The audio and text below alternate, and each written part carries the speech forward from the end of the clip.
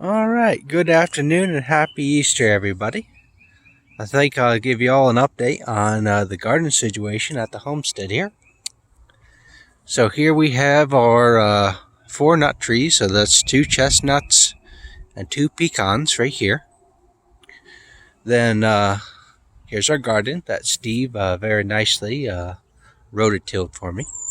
And as you can see in this picture here, I made a deer fence, and this has been really effective at keeping the deers out of the garden and from eating things. And I know it's been effective because it's been protecting my trees from the deer attacks. But anyways, so we have our garden. I did 11 rows of vegetables this year. We have our grapes. Now that one, I don't think we had a frost, but we did have a lot of cold wind maybe 2 nights ago. And I think it damaged the leaves on some of the more delicate plants. So you can see that looks a little burnt. Now this one also got the same situation. It looks like it got a little bit burnt. But this one's a little more, this one is older and much more developed than that one. So that one will probably need a few weeks to recover, and this one will probably only lose like maybe 1 week of progress. Yep. Here's my other grape and my 4th grape. And this year I bought 2 new hazelnut trees. I've also installed the deer protection. So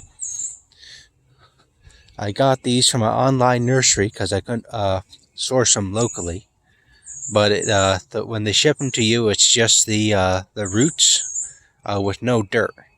So what I did is I just dug up all the ground around it. I put in about 1 bag of garden soil and a fertilizer spike at the bottom of the roots. And we'll have to see how successful this is.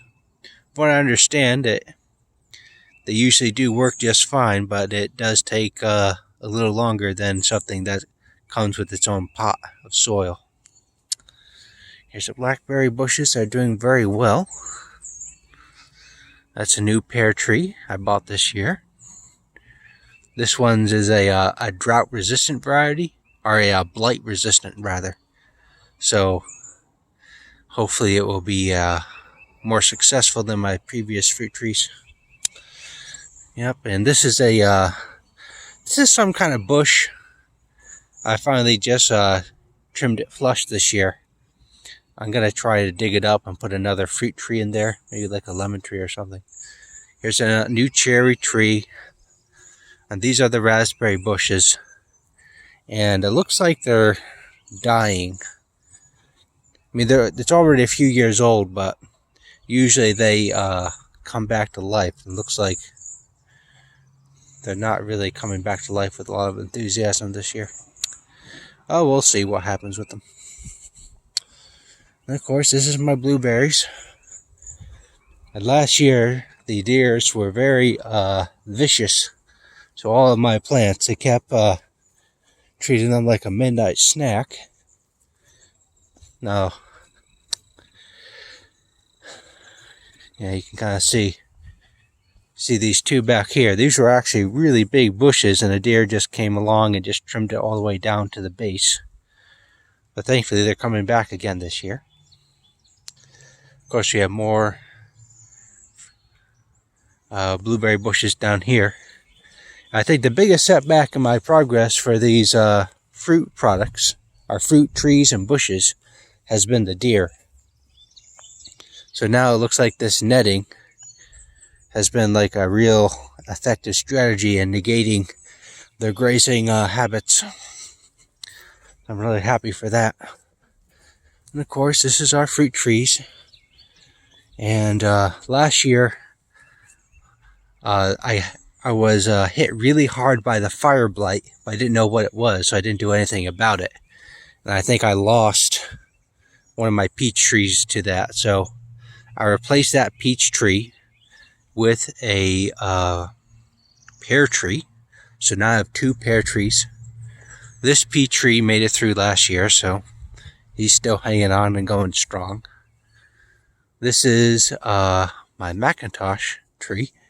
This one was also hit pretty hard by the fire blight, but it's coming back strong this year. So if the fire blight hits me again, I'll be a little more proactive against it. This is a new peach tree. It's a different variety. This one's blight resistant. This is a Granny Smith apple tree, and I'm not sure how blight resistant it is, but I do like Granny Smith apples, so that's why I planted it. Now, the reason I had space for these 2 new trees on the front row this year was the 2 fig trees I had last year died. And I thought it was just because they weren't cold hardy. I think that was part of the issue. But another thing that was keeping them dead was it had a fungus on it that essentially makes it impossible for the water to move up the branches like it should. And I'm not sure if it was the cold or the fungus that did it in, but either way, those 2 fig trees died. So I had to throw them away and get replacements. And this is the cherry tree. I'm kind of excited about this one because it should be getting new cherries this year. Because I had a couple of flowers on it. So I might have a few cherries. And this is the cherry tree replacement I got. The reason why I had to get a replacement is because the deers kept eating the leaves off this cherry tree, and it eventually killed it. So I had to throw it away and buy a new one. And this one I ordered came without the pot of dirt. So it'll be interesting to see how this works. I might buy some more trees if this turns out okay. There's our garden. Here's the old dogwood tree we're trying to save.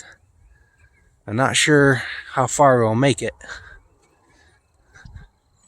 It does make flowers every year, but it doesn't seem to be thriving. You can see at the bottom here, it had this large patch of dead bark that just fell off it when I tapped it with my foot.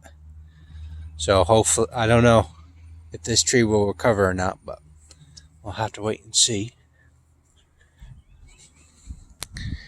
And this is the little flower garden we did this year. You missed the peak of the bloomage there, but those are the tulips. I forget what these were, but they did make some flowers. These are some covering flowers. I forget the name of the flower, but the idea is that you plant them and it spreads across the whole flower bed. So hopefully these will start to take hold and cover the whole flower bed with these little pretty flowers. I also like how long the petals last, because these were in blossom before everything else and they're still lasting after everything else. So I'm definitely very happy with how long the flowers last. Let's see. I also got 2 new fig trees this year. I'm growing them in a pot. When they are a little bigger, I'll plant them outside. These are Chicago fig trees. I looked it up online. They're actually they come from an island in the Mediterranean. If you look off on a map, there'll be 2 countries, or 2 islands rather, off the west coast of Italy. And it comes from the upper one of those 2 islands, I believe. And over here, they call it the Chicago fig. And the last thing I want to show you, well, actually, I guess there's 2 more things I want to show you that we have going on at the homestead here. One is I'm repainting the barn, or the shed rather. And so what I usually do is I do the base coat out of a mist tint from Home Depot to save a little money. And I still have some more painting to do, but yesterday it was nice and dry for painting, so I did as much as I could. So I only got the, let's see, well, you can't see it from here, but I got the back of the shed, the front of the shed, the side. Of course, there's still more I need to do on the front. Then I did a little touch up on the side here. The side was in much, that side was in much better shape than the other side, but it still needed a couple of spots to touch up. And of course, you can see I haven't gotten to the door or that area yet. And the last thing I wanted to show you is what I hope is going to be a pawpaw tree.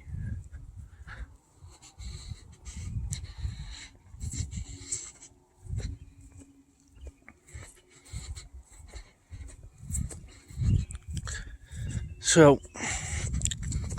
I looked online, and it's not exactly a straightforward process to identify a tree if you don't know all the right terminology. So unfortunately for me, that means I can't really identify conclusively if this is a pawpaw tree or not.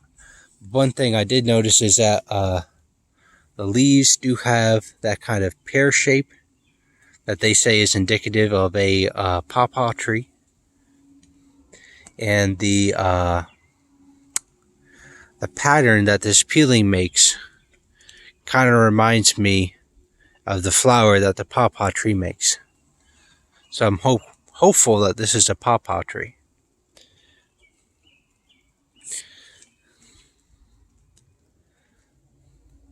And there's a few more of them out here too. Oh, look at that. See that? Right there. Freaking deer ate the leaves. Gonna have to stand out here with a crossbow and kill those stupid deer that keep eating all the things I'm interested in growing. Now here's two other trees that are the same species.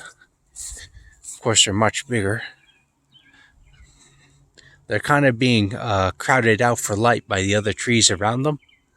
So maybe this fall or next year, or maybe even with some of the time off that I have now, I'll be able to trim away some of these trees and get them a little more light. So I think that one is a pawpaw tree. It's probably the same species at least. But instead of doing 5, well, the leaves are very similar and the branches are also similar. And of course we have this one over here. Now this one doesn't have so many open leaves down below, but you can see the flower, the peel pattern on the flower, or the I guess it'd be the leaf bud, is kind of similar to the other one. So I think it's the same kind of tree.